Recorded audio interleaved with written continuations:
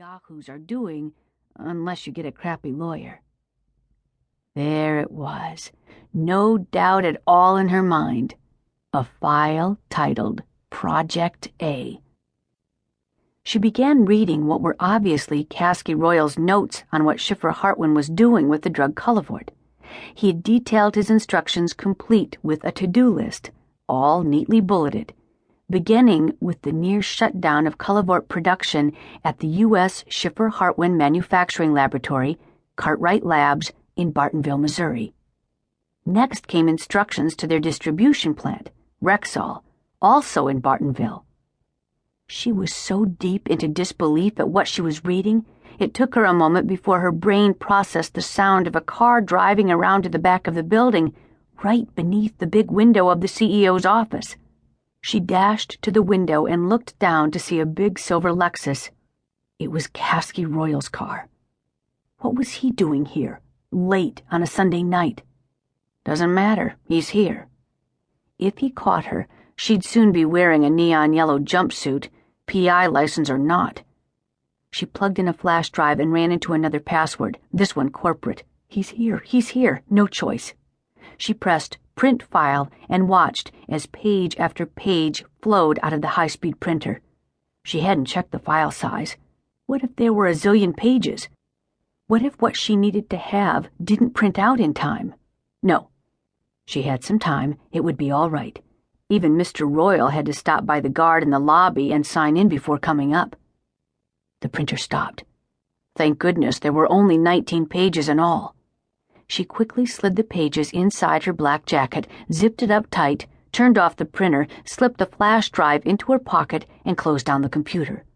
She straightened the chair, checked to see it all looked the way it had when she had come in, and hurried to the office door to listen. She heard voices at the end of the long corridor. Royal and a woman coming her way. Not good. It was time for Plan B.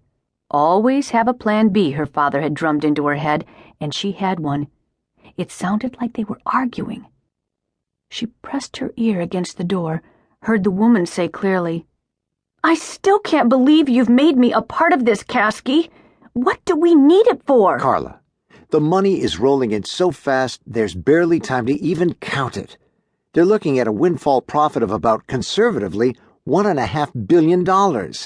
They've already racked up nearly $1 billion in sales in the last 6 months, and it's a freebie, like manna from heaven. It's unethical and you know it, and it's dangerous and illegal. Just back me up on this one, and I'll see to it that you get a 6-figure bonus in your pocket, Carla. And don't fret. There's no danger here. Nothing bad can happen. But... His voice was impatient. You gotta admit, with Cullivort off patent, the profits are hardly enough to fill a nut cup. What is it, $15 a chemo session? $15? Get real. It'll take the FDA so long to get their act together. We'll all have cashed in before the pressure's too great. And so far, you know as well as I do, there's hardly been any pressure at all. Just a letter of inquiry from the FDA and a couple of newspaper articles about the shortage. They were coming closer. That wasn't good. But she couldn't help herself. She stayed at the door. What a bit of luck, good and bad.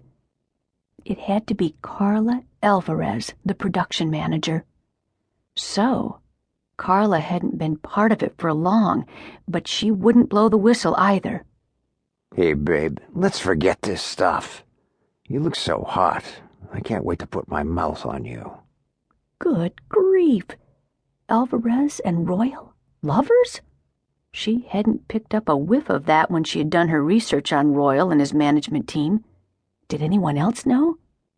Carla said, "Maybe it won't take the FDA long to jump on Schiffer Hartwin.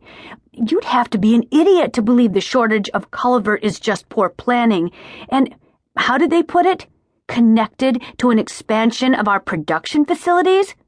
Couldn't they come up with a more believable excuse? Aren't they worried we'll soon be hated as much as bankers?" They were close now, not 10 feet from his office door. Any moment they'd be waltzing in, headed toward that big leather sofa.